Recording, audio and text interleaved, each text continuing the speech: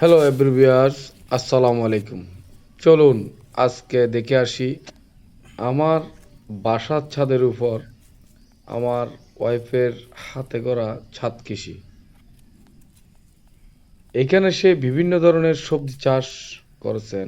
আমরা দেখতে পাচ্ছি টমেটো গাছে টমেটো, বেগুন গাছে বেগুন, মরিচ গাছ,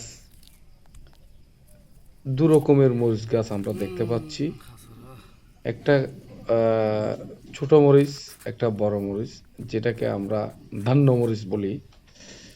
তো সেটাও দেখতে পাচ্ছি এবং আরও দেখতে পাচ্ছি পুঁইশাক, পুঁইশাকের চারা এবং বরবটি ইত্যাদি বিভিন্ন প্রকারের সবজি চাষ করেছেন।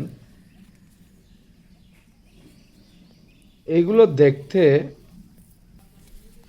আমারও খুবই সতেজ ও সুন্দর দেখাচ্ছে। দেখে আমরা দেখে আমারও খুব ভালো লাগছে। পরিষ্কার সবসময় আপনাদের কেমন লাগছে করতে হয়, অবশ্যই বলবেন না হলে ছাদ নষ্ট হয়ে এবং যায়। ছাদ নষ্ট কমেন্ট হলে করে তো আবার সমস্যা। সবসময় পাশে থাকবেন। রাখতে হয়। আমিও আমিও আমিও মাঝে মধ্যে সাহায্য করি আমার সহধর্মিণীকে। খুব ভালো লাগে যতক্ষণ এই সাত কৃষিতে সময় দেই, ততক্ষণ মন খুব উৎফুল্ল আনন্দময় থাকে। খুব ভালো লাগে।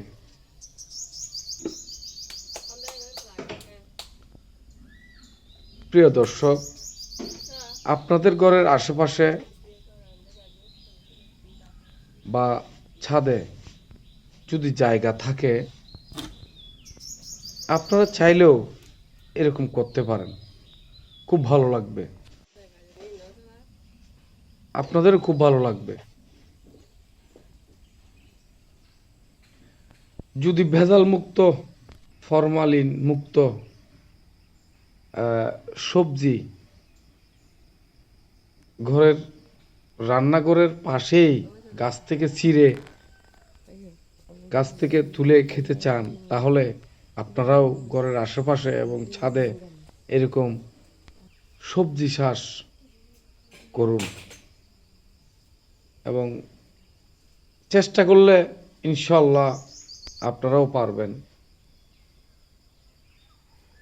সবুজ সবজি শরীরের জন্য অত্যন্ত উপকারী এবং দেখতে খুব ভালো, সতেজ, একদম টাটকা। দেখতে ভালো হলে খেতেও অনেক ভালো লাগে, সেটা আমরা বলে থাকি সবাই। তো আমি চলুন একটু ঘুরে দেখি প্রত্যেকটি গাছ এবং এই যে যে দেখুন মরিচ, এবং দেখুন এখানে বিভিন্ন পাত্রের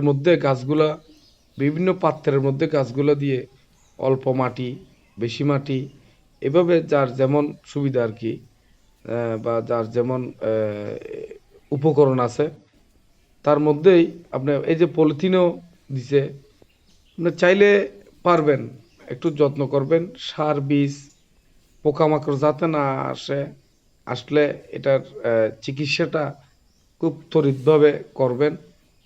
আমাকে একদিন বলছিল বেগুন বেগুনে পোকা আসছে। আমি 50 টাকা দিয়ে একটি আহ, বিষ বিষের প্যাকেট এনে দিলাম। এই তো ওর সাথেই এই এটা মানে রোগমুক্ত হয়ে গেল। এখানে আপনারা যে কোনো পাত্রের মাটি ভরে, যাতে ছাদ নষ্ট না হয়। এখানে কিন্তু নিচে ইট দিতে দেখা যাচ্ছে না, তবে আপনারা নিচে ইট দিবেন। যদি বস্তার নিচে অথবা নরম কোনো কিছুতে যদি আপনি মাটি দিয়ে দেন, যদি নিচে কিছু না দেন, ছাদের ক্ষতি হওয়ার সম্ভাবনা রয়ে যায়। তাই এ বিষয়ে একটু সতর্ক থাকবেন।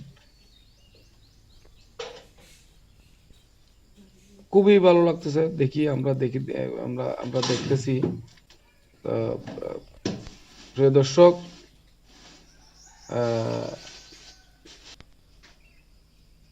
প্রিয় দর্শক, আজকের মতো অন্য আরেক দিন কোনো ইভেন্ট নিয়ে দেখা হবে ইনশাল্লাহ। ততক্ষণ পর্যন্ত সবাই ভালো থাকবেন, সুস্থ থাকবেন, সবার জন্য শুভকামনা রইল।